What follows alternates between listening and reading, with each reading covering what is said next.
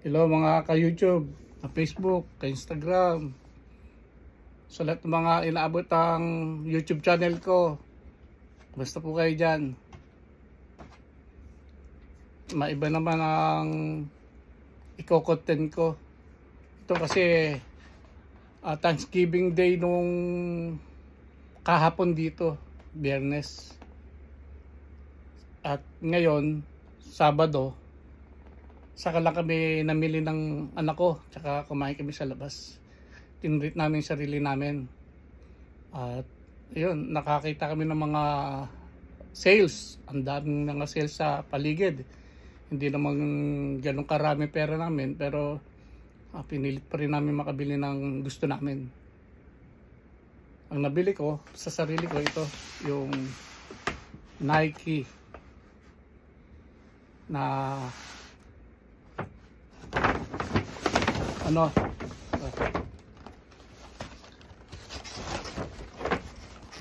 Nike Air. Ayan. Ito yung nakalagay sa likod. Nung doon ako sa tindahan, nakita ko yung mga box na yung mga Nike Air pala, kasi ngayon lang ako nakabili ng Nike Jordan Air, ngayon lang ako nakabili. Doon ko pa pangarap to. Although na may pabili ako, hindi ko siya inuuna kasi marami akong pinagkakagastusan.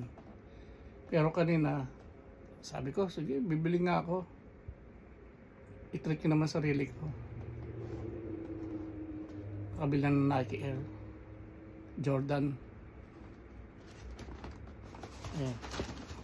Nakita ko sa mga bumibili, pag Nike Air Jordan, itim pala ang box, ganito. Special pala siya. Ayan. Kapag bigyan ko naman sarili ko na makabili nito. So, buksan natin para pakita ko sa inyo ang laman nitong sapatos na nabili ko. Kasi ang laki ng discount. Ayan. Ang ganda ng packaging. Low cut naman siya, hindi naman high cut ang binili ko. Ayan ang forma niya. Ayan.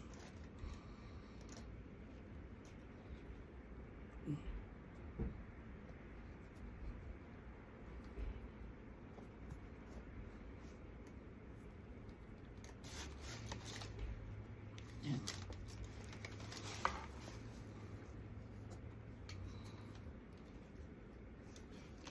Tignan natin kung saan ba gawa to.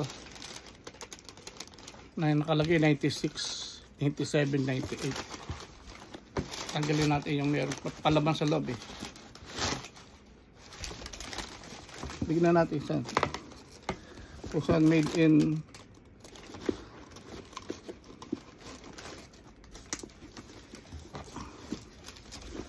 okay. Tignan natin kung saan made in Vietnam ito. Ang size nito ay 9.5.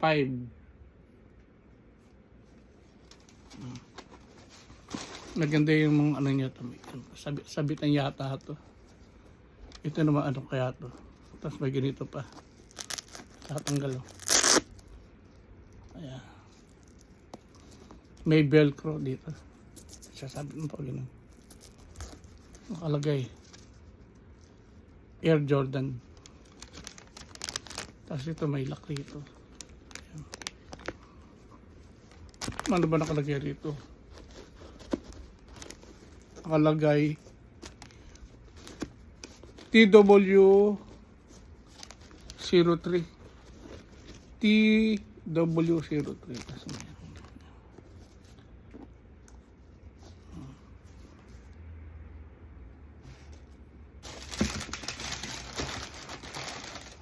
Ito yung kaliwa.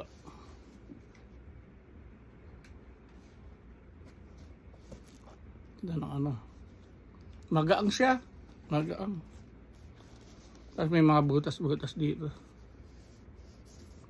Ganda. May ano pa rin. Una lang ako nagkaroon ng Air Jordan. Pati ang balit yan, ganda oh. Exclusive na lahat, 23. Number ng jersey Air Michael Jordan. At saka, wala nyo kung magkano to.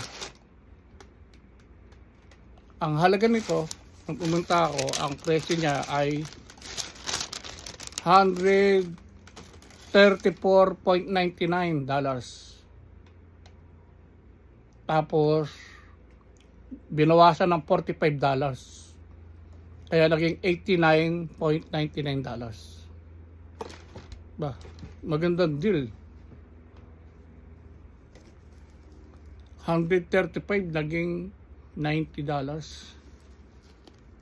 Hindi naman sama. First time ko nagkaroon nito. Wala. Susut-sut ko lang pag mayroong magandang pupuntahan. Ngayon ko nagkaroon ng sapatos na kulay berde.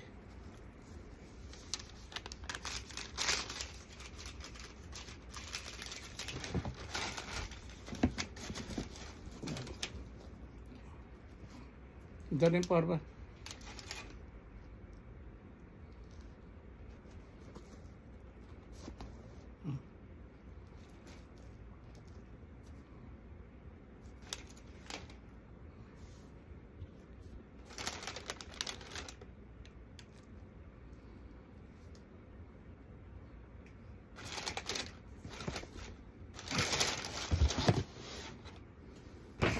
Pati ikaw nandiyan ang bag ganda. Okay, subukan natin isuot.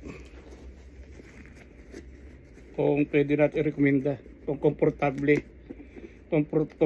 sa paa. Okay.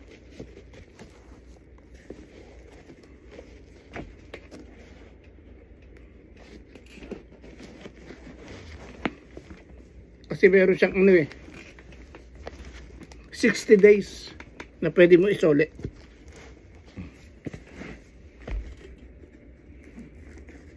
May 60 days kang palugit para kung ayaw mo pwede mo siyang isoli. Yan. Yan.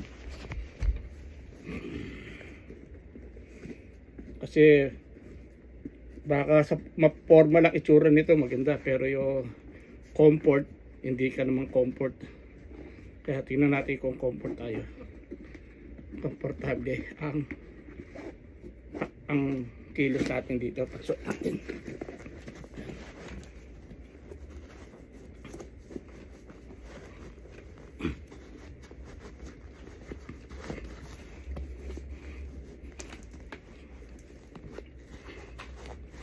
Yeah. 9.5.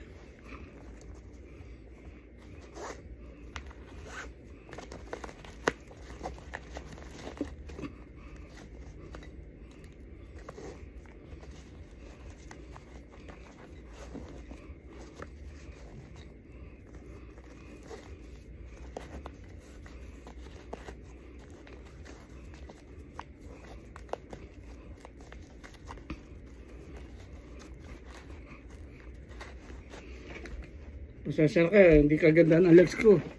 Mahirap lang kami. Kaya hindi ko masyadong naalagaan ang kutis ko. Punay trabaho. Mula bata pa ako. Tatrabaho na ako. Yan.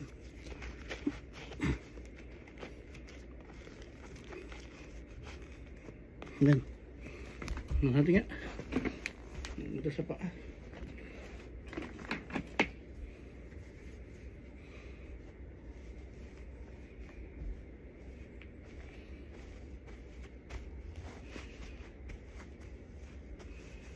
Palagay ko okay naman, maganda naman sa paa.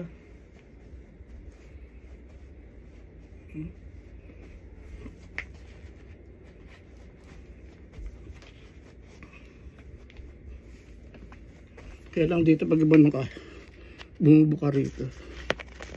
O dahil sa maluwag pa.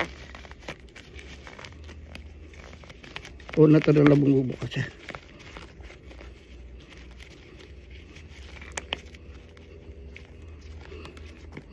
Hindi ako sanay sa pangbayamong sapatos. Lang nagkaroon ng mamahaling sapatos eh. Hindi ako bumibili ng ganito kasi mahal to. Maski na nasa abroad ako as OFW, hindi ako bumibili ng ganito kasi parang hindi bagay sa akin eh. Pang mayaman lang to eh. Ngayon kako, bago man lamang ako matigok, maranasan ko to. Wow, okay naman ah. Okay nga siya.